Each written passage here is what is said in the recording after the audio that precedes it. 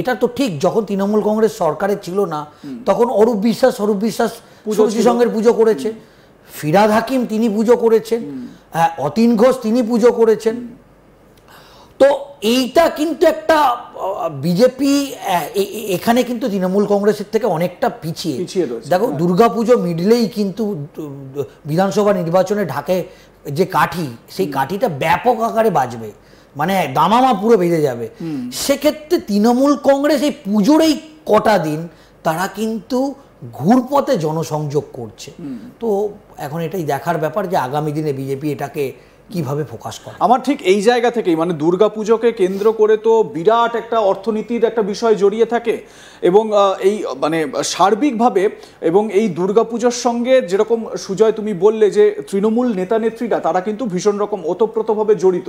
যেরকম এর আগে মানে যখন বিরোধী আসনে তৃণমূল কংগ্রেস ছিল সেই সময় আমরা কি জানতাম, সুরুচি সংঘের পুজো মানে দুই ভাইয়ের পুজো, অরূপ বিশ্বাস স্বরূপ বিশ্বাসের পুজো।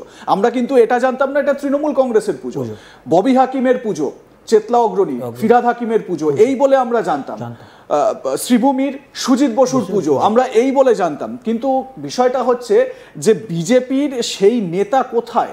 বিজেপির নির্দিষ্টভাবে নেতারা তারা নিজেরা পুজো করছেন, তাদের একটা আইডেন্টিটি তৈরি করেছেন। ঠিক যেরকম তুমি বললে যে সজল ঘোষ এখন বিজেপি নেতা, বিজেপি কাউন্সিলর বলে আলোচনাটা হচ্ছে, কিন্তু এই রকম নামের মানে নিজেদের নামের পুজো সেটা কিন্তু কলকাতায় দেখা যাচ্ছে না। একেবারেই তাই। এবং যদি আমরা দেখি যে অরূপ বিশ্বাস স্বরূপ বিশ্বাস বা ববি হাকিম এদের সমতুল্য সেই এলাকায় যদি কোনো পুজো, যে পুজো বা বেহালার দিকে পুজো বিজেপি চেষ্টা করছে, এরকম নয় যে বিজেপি চেষ্টা করছে না, কিন্তু বিজেপি এখনো পর্যন্ত সেই এলাকার কোনো মাঝারি পুজো, আমি বড় পুজো বলছি না, সেই মাঝারি পুজোকেও কিন্তু টার্গেট করতে পারছে না। তো যার ফলে এই দুর্গা পুজোর সময় বাঙালির একটা শ্রেষ্ঠ উৎসব, একটা একটা একটা বাঙালিরা এই সময় একটা ব্যাপক আকারের কিন্তু বলা যেতে পারে এই সময় মেতে ওঠে পুজোতে। সেক্ষেত্রে এটা আমরা দেখেছি যে মমতা বন্দ্যোপাধ্যায় বা তার হেভিওয়েট ক্যাবিনেট মিনিস্টাররা এই পুজোকে সামনে রেখে তারা একটা ব্যাপক জনসংযোগ এই কদিন করে। সেক্ষেত্রে বিজেপি কিন্তু পিছিয়ে যায় এই সময়টা। এবং এটা তো ঠিক সাউথ কলকাতায় তৃণমূল কংগ্রেসের যে লেভেলের হেভিওয়েট ক্যাবিনেট মিনিস্টার বা যে লেভেলের বড় নেতা আছে, বিজেপি এখনো পর্যন্ত সেই লেভেলের নেতাই তৈরি করতে পারেনি।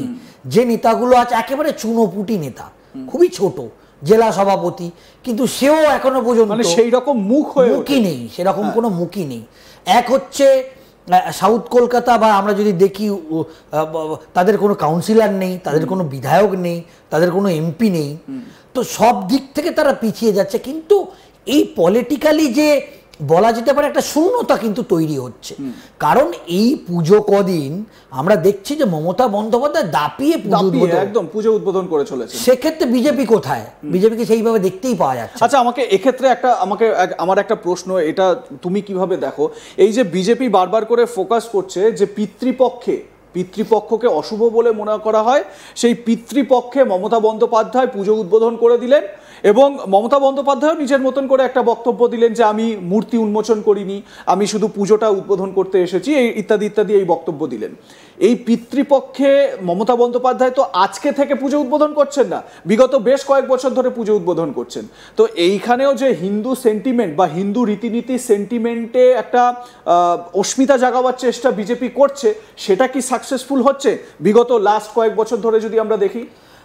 দেখো, পলিটিক্যালি বিজেপি এটাকে অন্যভাবে মমতা বন্দ্যোপাধ্যায়ের উপর একটা যখন অন্য ইস্যুগুলোতে তাদের অস্ত্র ভোঁতা হয়ে যাচ্ছে, সেক্ষেত্রে এই হিন্দুত্বের এই জিগিরটাকে তারা তুলতে চাইছে, হিন্দুদের কাছে তারা একটা বার্তা দিতে চাইছে যে এখনো পর্যন্ত মহালয়ার আগে তিনি দুর্গা মন্দিরে পৌঁছে যাচ্ছেন, তিনি পিতৃপক্ষকে মানছেন না। দেখো, এটা এখন রাজ্যের মানুষ এটাকে কতটা নিচ্ছে সেটা আগামী দিনে ইলেকশনে বলবে। কিন্তু একটা কথা তো ঠিক, মমতা বন্দ্যোপাধ্যায় বিজেপির থেকে দুর্গা পুজোয় যে 100 গুণ 1000 গুণ এগিয়ে, এবং সেই শূন্যতাটা বিজেপিকে পূরণ করতে পারছে না, যার ফলে তারা এই ইস্যুটাকে সামনে আনতে হচ্ছে। বেশ সুজয়, আমি আবারও তোমার সঙ্গে আলোচনায় আসব, তবে এই মুহূর্তে অন্য আরেকটি বিষয় নিয়ে আলোচনা করতে হবে, মানে এই পুজো রিলেটেডই। মমতা বন্দ্যোপাধ্যায়, যেরকম সুজয় বললেন যে মমতা বন্দ্যোপাধ্যায় তিনি একাই 3-3.5 হাজার পুজোর উদ্বোধন করছেন, সশরীরে গিয়ে, ভার্চুয়ালি গিয়ে। অন্যদিকে হাতের পাঁচ, মানে বিজেপির হাতের পাঁচ শুধুমাত্র সজল ঘোষের সন্তোষ মিত্র স্কোয়ার। আসছি পরের আলোচনায়। হাতের পাঁচ শুধুমাত্র সন্তোষ মিত্র স্কোয়ার, যদিও এই পুজোটা কিন্তু বিজেপির পুজোর থেকে বেশি সজল ঘোষের পুজো হিসেবেই বেশি পরিচিত। বিজেপির পুজো, এই তকমাটা কিন্তু এখনো এখানে আসেনি। তো সজল ঘোষ তিনি তার এই সন্তোষ মিত্র স্কোয়ারের পুজো সম্পর্কে কি বলেছেন আমাদেরকে একটু শোনাবো, তার বক্তব্যটা। আসছি পরের আলোচনায় তারপর। এখন যাদের কুৎসা না করলে পেটের ভাত হজম হয় না। তৃণমূলের অনেক মুখপত্র আছে যারা সকালবেলা ব্রেকফাস্ট করে না, তারা একটা মন্তব্য করে সোশ্যাল সাইটে, তারপর এত সারাদিন আর কিছু খেতে হয় না। তাহলে তার দায় আমি কেমন করে নেব বলতে পারো? আপনি কি করছেন সেটা আমার কাছে বিষয়। আপনি মানে সাংবাদিক আপনি নয়, সাধারণ মানুষ এটা কেমন করে নিচ্ছে। মোদিজি যদি বলে সূর্য পূর্ব দিকে ওঠে, ব্যাস হয়ে গেল। জিএসটিটাও কে কমিয়েছে?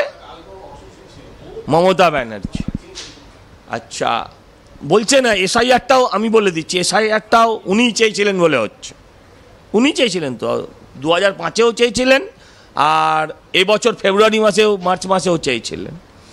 আচ্ছা, চন্দ্রযান কার কথায় গেছিল? ওনার কথায়। ট্রাম্প 50% ট্যারিফ কার কথায় চাপিয়েছে? ওনার কথায়। কেউ একজন শিল্পী মরে গেলেই এখন মানুষ বলতে শুরু করছে, এই যে কদিন আগে একজন খুব নামকরা শিল্পী মারা গেছেন, জুবিন গর্গ, মানুষ মজা করতে শুরু করলো যে ও আমাকে ফোন করে বলতো, দিদি তুমি ইয়া আলিটা গাও, আমি একটু শুনবো। এই জায়গায় যদি কেউ কারো ক্যারেক্টারকে নামিয়ে নিয়ে যায়, কি করবেন আপনি? সজল ঘোষের বক্তব্য আপনাদের শোনালাম। একেবারে নিজের যা মেজাজ, সেই মেজাজেই তিনি বক্রোক্তি করে মমতা বন্দ্যোপাধ্যায়, তৃণমূল কংগ্রেস সম্পর্কে নানান রকম মন্তব্য তিনি করলেন। তার আরও মন্তব্য আপনাদের শোনাবো। আমি সুজয়ের কাছে আসবো। সুজয়, দেখো এই যে সজল ঘোষের এই অ্যাটিটিউডটা, সজল ঘোষ তিনি এই ধরনের কথা বলেন, এই রকমভাবে খোঁচা মেরে কথা বলেন, আমরা দেখেছি। সজল ঘোষের পুজোতে প্রত্যেক বছর কিন্তু এত মানুষের ঢল নামে, প্রচুর মানুষের ঢল নামে সেখানে।